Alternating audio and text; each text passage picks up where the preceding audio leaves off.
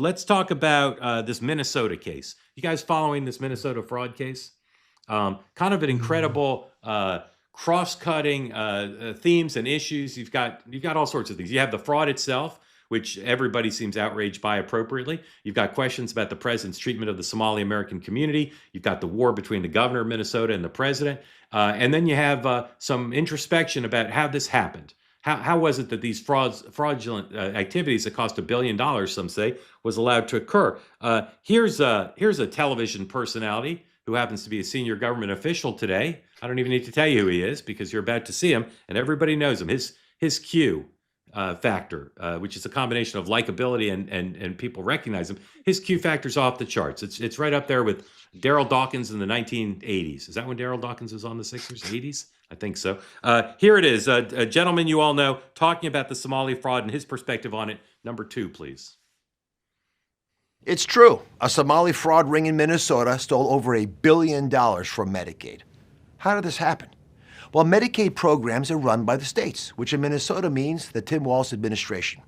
Governor Walz and the state's other Democrats rely on Somali votes to get elected, so they decided to look the other way because they were afraid of, quote-unquote, political backlash. Don't take my word for it. That's what a Somali American fraud investigator told the New York Times. When these scammers realized that nobody was guarding the cash register, they went gangbusters. One program designed to provide housing stabilization assistance to patients ballooned to $104 million, when 4 years ago it was projected to cost only $2.6 million. Some of these taxpayer funds may have even ended up in the hands of a Somalian terrorist group. Scary stuff. When CMS became aware of the housing program situation, Minnesota insisted it could clean up its own mess. A few months ago, it admitted it could not. So we stepped in to shut down the fraud-infested housing initiative.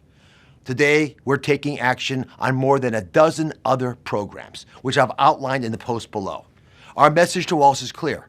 Either fix this in 60 days or start looking under your couch for spare change, because we are done footing the bill for your incompetence. This administration will never stop fighting to protect the vulnerable Americans who rely on these programs and the taxpayers who fund them. We're going to crush waste, fraud, and abuse.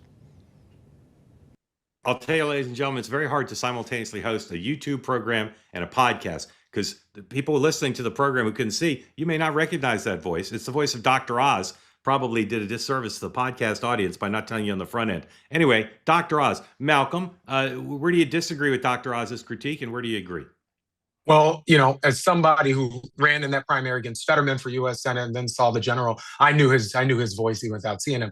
But let me say in general, I've not followed this closely, but I don't need to follow it closely to say that fraud is wrong. And if there's evidence of fraud, obviously you want to stop that. But so much of this rings hollow when you have an administration that seems to filter everything through a partisan lens when it comes to waste, fraud, and abuse or criminality. If you're friends with this administration, then your criminality is excused and washed away. If you're not friends, then it's excused. Then it's the worst thing that's ever happened. I want us to figure out what the hell is going on with people's money, with all of our tax dollars that are going to programs that should be about making people's lives better. And I don't care if it's a Democrat or Republican administration, wrong is wrong, and we need to be against it. But we need to see unanimity in terms of that message from this administration. And sadly, we don't see it. And that's why I think you get this reflexive partisanship on many of these issues. Malcolm, you speak for tens of millions. Beautifully said, including the both of course, wanting to get to the bottom of the fraud, but also this administration sees more reason to criticize people who aren't their friends, and obviously they're using this in a partisan way, even though it's a massive degree of fraud and it's an outrage and should be investigated. Patrick, if I walked into a Tucson, Arizona diner and said, "What do you all think about this fraud thing in Minnesota?" You think they'd have any idea what it is? Maybe to a degree, right? To a degree. I mean, I think a lot of other things we might be discussing tonight. I think they do. I think to some degree, right? I mean, the president has very colorful rhetoric on this that really draws attention to it. But I also think it's a very soft target. Where was Tim Walz when all this happening? I mean, he was in charge, and now he's running for a third term, so he's not a lame duck. So he has I mean, I think that's a pretty, only a few states kind of allow third terms, but I think that he could be in trouble, right? And I think he did not necessarily like his run for VP. I think, in that VP debate, kind of came off as this goofball, hapless character. And that's now how it looks like he was running the state. So I think it's just been a political bonanza frankly, for the administration, and from multiple dimensions, because obviously you have an immigration angle to this. You have Ilhan Omar, right? Sort of the political head of that community, really not the most popular Democrat. And you have Tim Walz at the center of it. My spidey sense says that this scandal is going to impede his march to a third term. That's my spidey sense. Notice I didn't say he'd lose, but I think it's going to impede his march to a third term. Perhaps you've heard me talk about our good friends at Cozy Earth. Damn it, they're good. The bubble cuddle blanket, the towels, the sheets, and of course the pants, the t-shirts. I don't talk enough about the t-shirts. I probably should talk more about the t-shirts. But I do talk more than enough about the pants because once again, ladies and gentlemen, it happened again. I got an email from one of you saying, I bought my husband a pair of pants. He doesn't normally care what pants I buy him. He loved the pants so much, he asked me to buy him more. And then before I did, he bought them himself. He never buys clothes online for himself. This story sounds familiar to you because I hear from folks all the time. If you haven't bought the pants yet, you're thinking, whatever, the pants. Buy the fucking pants. They're really good.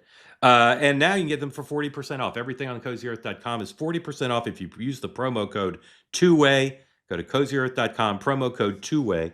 Not sure how the sponsor would feel about me using profanity, but dear Cozy Earth, it's a manifestation of my appreciation for how great your stuff is. CozyEarth.com, promo code TWOWAY. They say that something that's easy is like a walk in the park. Well, easier than a walk in the park, hit the subscribe button, be part of the Two-Way community, never miss an episode, be part of our conversations.